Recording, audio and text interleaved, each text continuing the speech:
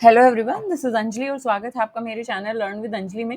इस particular video में हम डिस्कस करने वाले हैं strategies that are used for biodiversity conservation. So उसके रिगार्डिंग हम कुछ मल्टीपल चॉइस क्वेश्चंस देखेंगे। So our first question is in situ conservation refers to. In situ conservation किस चीज को कहा जाता है?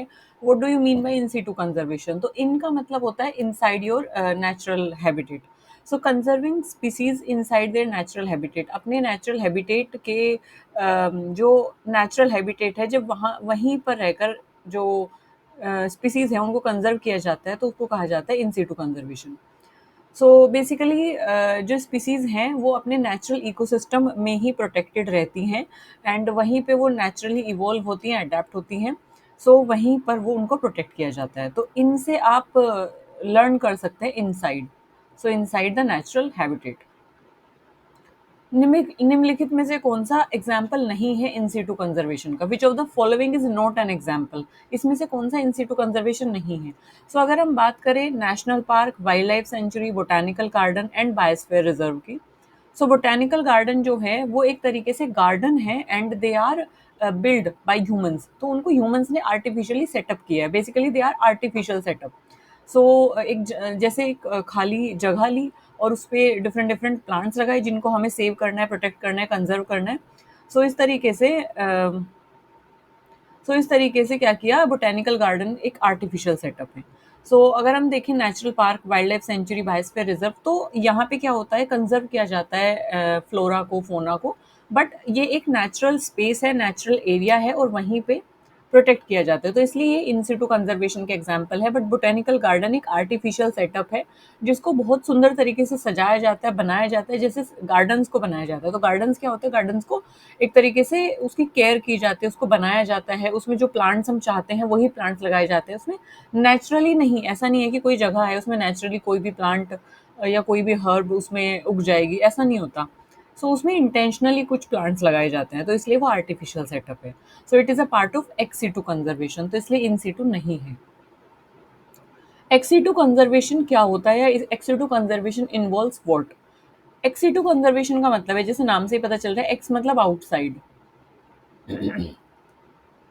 आउटसाइड द नेचुरल हैबिटेट, जब किसी एनिमल को, किसी प्लांट को कंजर्व किया जाता है तो उसको हम एक्स सीटू कंजर्वेशन की कैटेगरी में रखते हैं। Protecting biodiversity outside the natural habitat, outside the natural habitat, जैसे कि जूज में, सीड बैंक, एक्वेरिया, एक्वेरियम में, तो मतलब ऐसा, अब जैसे एक्वेरियम में क्या होता है, फिशेज होती है। फिशेज का वो नेचुरल हैबिटेट तो नहीं है, नेचुरल हैबिटेट उनका लेक है, पोंड है, सी है। बट हम वहां से उनको लेके आ रहे हैं और एक्वेरियम में डाल दे रहे हैं। तो एक आर्टिफिशियली सेटअप बनाया that simulate the conditions of natural setup, और उसमें फिर हम फिशेस को रख रहे हैं। तो इसीलिए ये सब क्या है, x two outside the natural habitat हम उनको रखते हैं, एक्स2 कंजर्वेशन की कैटेगरी में। क्रायो प्रिजर्वेशन जो है वो कौन सी टेक्निक है? Cryo preservation is a technique of what? Cryo preservation पर एक यूट्यूब वीडियो है, आप उसको एक बार देखेंगे तो आपको क्लियर हो जाएगा what is actually cryopreservation. Cryopreservation एक तरीके की एक्स2 कंजर्वेशन टेक्निक है जिसमें हम, cryo is something related to cell, तो जहाँ पे हम सीड्स, स्पर्म्स, एग्स, ये सब क्या है, सेल हैं। इनको क्या करते हैं, टिश्यूज, सेल को हम अल्ट्रा लो टेम्परेचर पे, अल्ट्रा लो मतलब माइनस के 196 degree Celsius, around this much temperature पे हम उनको स्टोर करते हैं ताकि फ्यूचर यूज के लिए इनको यूज किया जा सके। इन विट्रो कंजर्वेशन में क्या होता है, in vitro is something related to inside the cell. Growing plant and tissues in control laboratory, तो इन विट्रो में क्या होता है कि इनसाइड द लेबोरेटरी जब हम कोई टिश्यू या कोई प्लांट की सेल को ग्रो कराते हैं और बिल्कुल हम वहाँ पे वैसी कंडीशंस देते हैं जैसी उनको बाहर नेचुरल एरिया में मिल रही थी। इन विट्रो टेक्निक में क्या होता है, टिश्यू कल्चर, माइक्रो प्रोपेगेशन और जीन बैंक, इन सबको किया जाता है एंड टू प्रिजर्व जर्म प्लाज। तो जो भी सेल्स हैं, मान लो कोई स्पीसीज है, कोई स्पीसीज एक्सटिंक्ट होने वाली है, उसकी जो सेल्स हैं, उसकी जो टिश्यूज है, उसको हम क्या करते हैं, लेके आते हैं लेबोरेटरी में, वैसी कंडीशंस क्रिएट करते हैं जैसी कंडीशंस में वो ग्रो कर रहा था।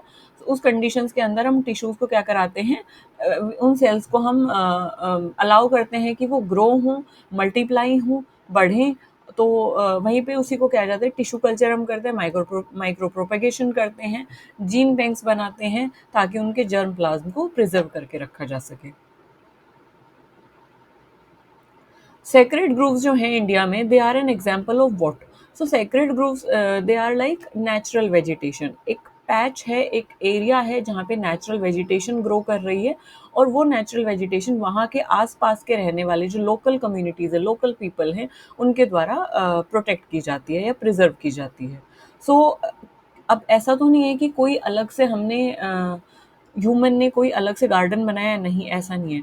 सो दे आर नेचुरल वेजिटेशन जिनको प्रोटेक्ट किया जाता है, तो इसीलिए नेचुरल है, अपने ही हैबिटेट में है, तो इन सीटू कंजर्वेशन का ये एग्जाम्पल हुआ। Millennium seed bank project is an example हो, तो मिलेनियम सीड बैंक प्रोजेक्ट जो है किसका एग्जाम्पल है? It is an example of ex situ conservation. So millennium seed bank project में क्या होता है? अब सीड बैंक्स क्या होता है? एक्सेटू कंजर्वेशन स्ट्रेटेजी है। सो ये क्या करते हैं, जो रेयर स्पीसीज हैं, वल्नरेबल स्पीसीज हैं, वल्नरेबल हो गई, और इसके अलावा इंडेंजर्ड स्पीसीज हैं, तो उनको for a long term conservation हम क्या करते हैं, सीड बैंक्स में एक्सेटू कंजर्वेशन उनका करते हैं outside the natural habitat. Which conservation strategy helps in preserving genetic material of endangered species? Endangered जो स्पीसीज है, जो कि वल्नरेबल है, खतरे में है, तो वल्नरेबल स्पीसीज जो है, खतरे में जो है, इंडेंजर्ड जो स्पीसीज है, सो उनके लिए हम क्या करते हैं, क्या कंजर्वेशन स्ट्रेटेजी उनके लिए, उनके जेनेटिक मैटर को प्रिजर्व करने के लिए यूज होती है? सो genetic material is what? Genetic material होता है सेल में, सेल के अंदर जेनेटिक मटेरियल होता है, सीड के अंदर, seed is a kind of cell, है ना? सो उसके अंदर जेनेटिक मटेरियल है, तो सीड बैंक्स जो है, क्रायो प्रिजर्वेशन जो स्ट्रेटेजी है, उसमें हम जेनेटिक मटेरियल को स्टोर करके रख रहे हैं। क्रायो प्रिजर्वेशन में हम क्या कर रहे थे? क्रायो में हम टिश्यू कल्चर और इसके अलावा जो भी सीड्स थे, उनको हम क्या कर रहे थे? स्टोर कर रहे थे। सो जैसे हमने ऊपर भी पढ़ा था, तो यहाँ पे जो भी सेल्स हैं, जैसे स्पर्म्स हैं, एग्स हैं, सीड्स हैं, तो जो भी सेल्स हैं उसको हम स्टोर करके रख रहे थे क्रायो प्रिजर्वेशन में। Cryo something related to cell. So अब सेल के अंदर जेनेटिक मटेरियल होता है, तो जेनेटिक मटेरियल को स्टोर करने की जो टेक्निक हुई, वो क्या हुई? Cryopreservation. In situ conservation इसमें से कौन सा कैरेक्टरिस्टिक फीचर है? So in situ conservation ensure natural selection continue. So in situ conservation में क्या होता है?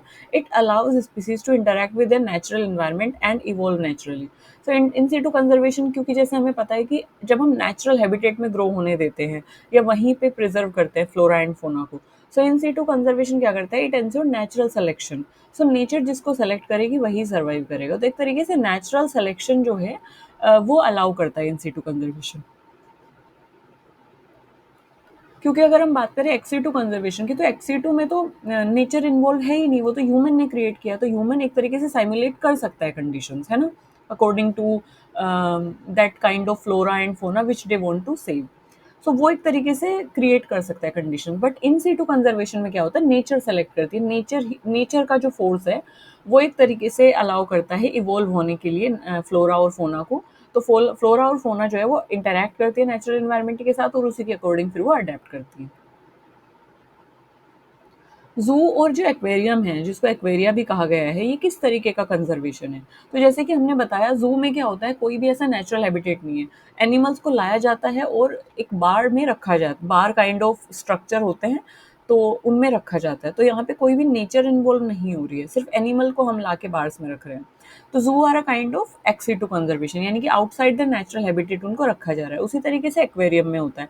तो एक्वेरियम में जो प्लांट्स हैं, जो पत्थर हैं, जो स्टोन्स वहाँ पे यूज़ किए गए हैं, प्लांट्स यूज़ किए गए हैं, जो भी आर्टिफिशियल एस्थेटिक्स वहाँ पे यूज़ किए गए, लाइट यूज़ की गई है, O2 यूज़ की गई है, ग्लास का जो कवर है या जो भी बॉक्स है, सो वो सब क्या है? They simulate the natural condition, natural condition को साइमुलेट कर रहे हैं, ऐसे क्रिएट की गई है नेचुरल कंडीशन जैसे, पर वो नेचुरल है नहीं, वहाँ पे बनाया गया है वो। So they are, zoo and aquarium are a kind of ex situ conservation technique.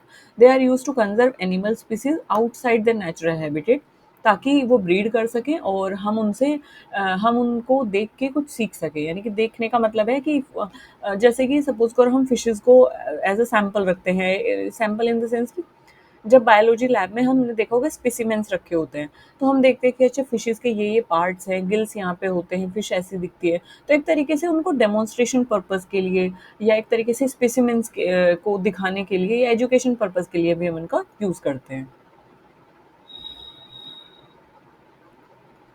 सो वही बात भूल गई कि एक्वेरियम और जूज में एनिमल्स को इस तरीके से एजुकेशन पर्पस और ब्रीडिंग पर्पस के लिए रखा जाता है. So this is it in this topic. If you have any suggestion, any query regarding this topic, please feel free to drop that in comment section. I will be more than happy to cater your query. Thank you for listening me so patiently. Bye bye.